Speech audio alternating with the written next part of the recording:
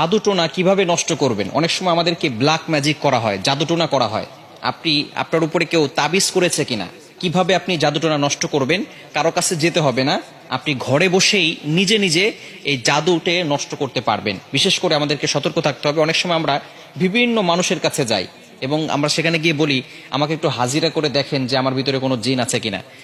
তারা তো ঠিকই, যদি জিন নাও থাকে আপনার উপরে জিন একটা চালান করে দিবে, এরপরে আপনার কাছ থেকে বারবার এই জিনের মাধ্যমে ডিস্টার্ব করিয়ে আপনার কাছ থেকে টাকা খাবে। এজন্য আপনি কারো কাছে যাবেন না, নিজে ঘরে বসেই আপনি আপনার জাদুটোনা দূর করতে পারবেন, জাদুটাকে নষ্ট করে দিতে পারবেন। বর্তমান সমাজে ম্যাক্সিমাম সময় দেখা যাচ্ছে যে আত্মীয় স্বজন, একেবারে কাছের মানুষগুলো আপনাকে জাদুটোনা করে আপনার জীবনটাকে নষ্ট করে ফেলবে। অনেক সময় দেখবেন কিভাবে বুঝবেন? আপনি অনেক সময় অসুস্থ হয়ে পড়ছেন, কিছুই ভালো লাগে না, ঘরে ভালো লাগে না, দোকানে ভালো লাগে না, ব্যবসায়িক প্রতিষ্ঠানে ভালো লাগে না, অথবা ব্যবসায় বারবার লস হয়ে যাচ্ছে, অথবা সংসারে কোনো শান্তি নাই, স্বামী স্ত্রীর ভিতরে ঝগড়া হচ্ছে, অথবা কোনো মেয়ের বিয়ে হচ্ছে না।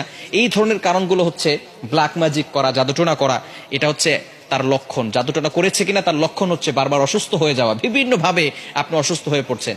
মেয়েটার বিয়ে হচ্ছে না, বারবার পাত্র আসে, দেখে সবকিছু ঠিকঠাক থাকে, যেদিন বিয়ে ডেট দিবে তার কিছুদিন আগে বলে বিয়ে করবো না। এরকম অনেকে হয়, অনেকে আমাদের কাছে ফোন দিয়ে বলে। এটা হচ্ছে ব্ল্যাক ম্যাজিক, জাদুটোনার একটি অন্যতম লক্ষণ। এরকম লক্ষণ যদি আপনার ভিতরে থেকে থাকে, তাহলে আপনি জাদুটোনা কিভাবে নষ্ট করবেন আজকে বলে দিব। আপনারা খুব সুন্দর করে প্র্যাকটিক্যালি দেখাবো ইনশাল্লাহ। আপনি দেখে এটা যদি প্র্যাকটিস করেন, ইনশাল্লাহ জাদুটোনা যদি থেকে থাকে তাহলে আপনি নিজেই এটা করলে আপনার জাদুটোনা কেটে যাবে। ব্ল্যাক ম্যাজিক করে আপনাকে কেউ ক্ষতি করতে পারবে না, এবং এরপর থেকে আপনাকে কিছু আমল করতে হবে। আচ্ছা, আমি আপনাদেরকে দেখাচ্ছি। কলম আছে নাকি কারো কাছে? এই যে একটা কলম। সর্বপ্রথম আপনি যে কাজটা করবেন, প্রথমে অজু করবেন। অজু করে আপনি সূরাতুল ফাতিহা একবার পড়বেন, সূরা ফালাক একবার পড়বেন, সূরা নাস একবার পড়বেন, সূরা ইখলাস একবার পড়বেন। এরপরে আয়াতুল কুরসি পড়বেন। প্রথমে সূরা ফাতিহা একবার, এরপরে সূরা ফালাক একবার, সূরা নাস একবার, এরপরে সূরা ইখলাস একবার, আয়াতুল কুরসি একবার। এটা পড়ার পরে এরপরে আপনি একটা চেয়ারে বসবেন। অজু অবস্থায়, পবিত্র অবস্থায় চেয়ারে বসবেন। মনে রাখবেন, কোরআনের ভিতরে আল্লাহ তাআলা শেফা দিয়েছেন। আল্লাহ তাআলা নিজেই বলে দিয়েছেন, 15 নম্বর পারা 9 নম্বর পৃষ্ঠার 2 নম্বর লাইন, সূরা বানী ইসরাঈলের 82 নম্বর আয়াতে আল্লাহ তাআলা বলছেন, ওয়া নুনাজ্জিলু মিনাল কুরআন মা হুয়া শিফাউ ওয়া রাহমাতুল লিল মুমিনিন। আমি আল্লাহ তাআলা মুমিনদের জন্য কোরআনটা শেফা স্বরূপ নাজিল করে দিয়েছি। প্রথমে আপনি বসবেন একটা চেয়ারের উপরে, পবিত্র হয়ে, ওযু করে পবিত্র হয়ে তারপরে বসবেন। বসার পরে একবার সূরা ফাতিহা পড়বেন, এরপরে আপনি সূরা ইখলাস, সূরা ফালাক, সূরা নাস পড়বেন, এরপর আয়াতুল কুরসি পড়বেন। এরপরে আপনি 7 বার সূরা ফাতিহা পড়তে হবে আউযুবিল্লাহ বিসমিল্লাহ সহকারে। এই যে একটা ছুরি নেবেন ডান হাতে, এটা আমি পেন দিয়ে দেখাচ্ছি, আপনি একটা ছুরি নেবেন। ডান হাতে একটা ছুরি নিয়ে আপনি মাথার উপরে রাখবেন, এভাবে রেখে আউযুবিল্লাহ বিসমিল্লাহ সহকারে সূরা ফাতিহা পড়বেন। পড়ে আপনি ছুরিতে ফু দিবেন। ছুরিতে ফু দেওয়ার পরে এরপরে ছুরিটা শরীরের সাথে টাচ করবেন না। টাচ না করে আপনি একেবারে সোজা কপাল থেকে নাক বরাবর, বুক বরাবর 2 পায়ের মাঝখানে রাখবেন। আপনি বসে আছেন, বসে থাকার পরে আপনি একটা ছুরি হাতে নেবেন। প্রথমে পবিত্র হলেন, সূরা ফাতিহা পড়লেন, ইখলাস পড়লেন, ফালাক পড়লেন, নাস পড়লেন, আয়াতুল কুরসি পড়লেন।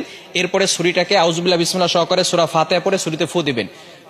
ফু দিয়ে এরপরে ছুরিটা এভাবে নেবেন, সোজা, টাচ করবেন না, শরীরের সাথে টাচ না করে সোজা আপনি নিজে 2 পায়ের মাঝখানে রাখবেন। বুঝা গেছে?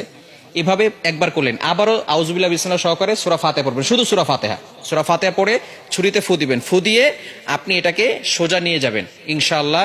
এভাবে 7 বার করলে যদি কেউ আপনাকে ব্ল্যাক ম্যাজিক করে, জাদুটোনা করে, সেহের করে, তাহলে আপনার সেটা কেটে যাবে, আর কোনো সমস্যা হবে না। এরপর থেকে আপনাকে যাতে করে আর কেউ জাদু করতে না পারে, মাস্ট বি আপনাকে 5 ওয়াক্ত নামাজ পড়তে হবে।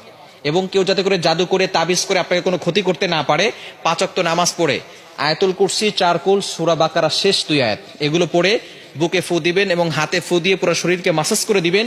ইনশাআল্লাহ আপনার শরীর বন্ধ থাকবে, এবং রাতের বেলা ঘুমানোর সময় ওযু করে ঘুমাবেন, এই আমল করে শরীর বন্ধ করে ঘুমাবেন। ইনশাআল্লাহ দুনিয়ার কোনো শক্তি আপনাকে কোনো ক্ষতি করতে পারবে না।